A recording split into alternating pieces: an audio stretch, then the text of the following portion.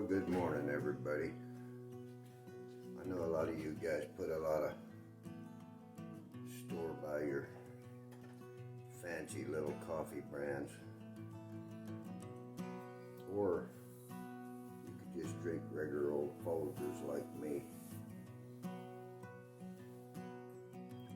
There's something about a warm cup of coffee that's comforting. It might not even be that good, but it makes us feel all happy inside. Helps get us ready for the day.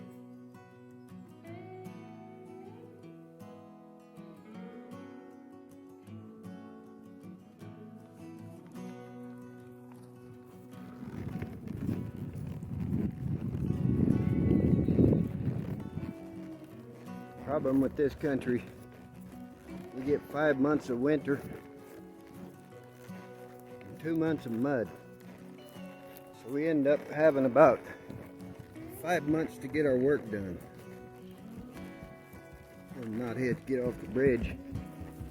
The Billy Goat Gruff is coming through.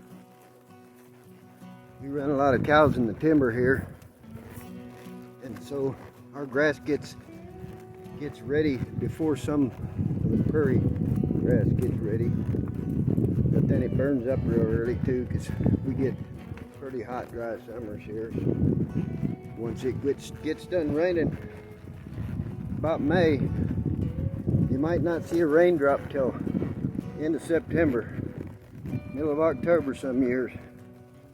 It'll rain a drop for 3 or 4 months.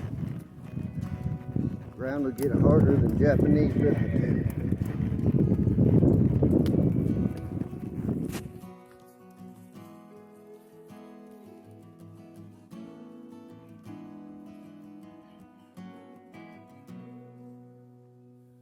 I gotta show you my main colt bridle here. Just a regular old ring snaffle with a rope get down, rope, a McCarty I call it. Right there. I want to tell you about one downside of these though, with the slobber straps and all that. It's all good. Really good way to ride colts, because you can tuck this get down in your belt, get off to go through a gate. You don't have to pull your reins off over his head, and you can kind of plow around him two-handed, real nice. Make a loop in this hand here so that you can use up some of your slack. Works really good. I've used this setup for years, but there's one thing to think about with these that's sort of dark. And that is, I seen a colt buck a guy off one time, and this went over the horse's head, and the horse got a hind leg in that right there and kicked it. And of course, the more he kicked it, he was kind of going crazy, kicking this, headed around his back foot, through his mouth, cut his tongue almost off. And that's the dark side of these McCarty setups. I'm not saying don't use it. I'm saying be aware of it. One thing that might help is if you rope a horse's hind legs enough, but I don't even know that that'll fix that scenario. It's only once in a lifetime of riding hundreds of colts and seeing other guys being bucked off hundreds of times myself of colts. I've only seen that happen once, but if once was enough, it's not something you want to see. Colt did heal up, had a really badly deformed tongue the rest of his life, but it wasn't pretty. Just a word of warning there. I'd like to show you a bridle that I really like. I know a lot of people don't agree with this, but this is a snaffle mouth. Kind of an Argentine snaffle, they call it. And there's a lot of horsemen that ain't big on these. But I'll tell you why I like it. When I was cowboying for big ranches, you ride a lot of horses that have been ridden by a lot of cowboys. And a lot of them might have been good horses, but they were ridden by some pretty rough-handed guys. And at the end of the day, you had to get through the day, and you had to get your work done. What I liked about this bridle is you can ride a pretty broke horse in it and get your job done, and you can ride a really pretty green horse in it and still get your job done. And if you got to rope something, you about got to rope it one-handed. So you got to be able to ride him one-handed while you get hold your coils and hold your loop in your other hand, hold your coils in your bridle hand. So it's pretty nice to be able to split your reins and still be able to help a horse get his nose turned around, get him going the right way if he ain't that broke.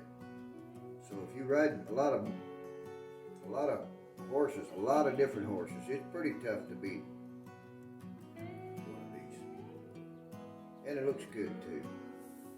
This headstall's from Buckaroo Business.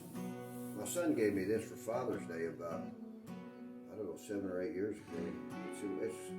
I have quite a few bridles, but this is a bridle I ride a lot of horses in just because you can get a lot done. If I could only own one bit, it would either be a snaffle bit or this. What I like about this over a snaffle bit is if you have to ride a horse one-handed because you got to rope something, you can get a lot more done with this than you can with a snaffle bit, a ring snaffle, because you've got some leverage. That's my idea on bits. Now I want to talk about ropes a little bit. This is my new rope.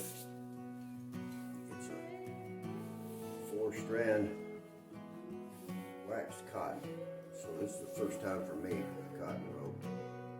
Haven't even used it yet. Brand new. 60 foot. I think I'm gonna like it. But I have to think years ago I worked with a really good old hand, and he was left-handed, and he always carried a 7/16 weighted nylon. And that felt really big to me. I like a 3/8. For years I used 3/8 scant. But what I want to say about that is, as you get older and your hands get thicker, your fingers are crooked, or chopped off, those little bit bigger ropes feel better to you. And I'm not sure where to get a 7/16 rope now.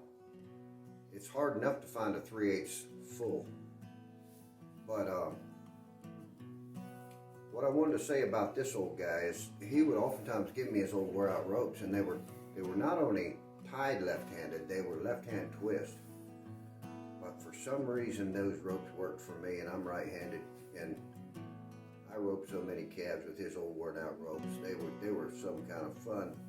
They were always short. Of course, those old guys, they carried a 30-foot rope, and they'd retie them 2 or 3 times, and so they'd be 25 foot by the time I got them. And I was roping scour calves on the feed ground, and he had all the misses out of them. I know that because they were like pointing your finger. They went where you sent them. And but the bad thing about the old nylon ropes that I grew up with is once they get pretty old and pretty fuzzed out, then you drop them on the ground one time if there's a wet snow or it's raining, and they're soggy, and they lose their life real quick. They're fine when the sun's shining. But I'm excited to try this green rope. It's gonna be pretty fun, I think. I'm gonna take it branded, see how it works out. Things have changed a lot since I was a young cowboy. Everybody had inner tube on their horn. And 30-foot ropes, 35-foot ropes was a thing up here in Montana. Now everybody's got mule hide, and so do I, and they're using longer ropes, and so I've learned to adapt, I guess. I like that style, okay? I can't say I'm real good at it, but I could easily go back to the old 30-foot ropes, no problem, especially in a branded pen. So that's my idea on ropes. I might look for a nice old 7/16. Maybe King Rope still has one. 7/16 might feel pretty good to my old hands. I've used some of the little thin, pencil thin 5/16 ropes, and if you're going to pack 60 foot, I guess that's nice because the coils in your hand get pretty big if you got 3/8. that little rope don't feel good in my big old hands, my big old crippled hands that don't feel nice. So one of the things too about this old guy that I got to say real quick, that had the 7/16 left-handed ropes. He roped with no thumb. He had popped his thumb off in a Dalian wreck because he always tied a horn knot in his rope and rope tied on for years and years. And then everybody said, "Oh, you got to go to Dalian." So he started trying to, and he was team roping a little bit, and he popped that thumb off, and so he was roping with no thumb, and he was a fantastic roper.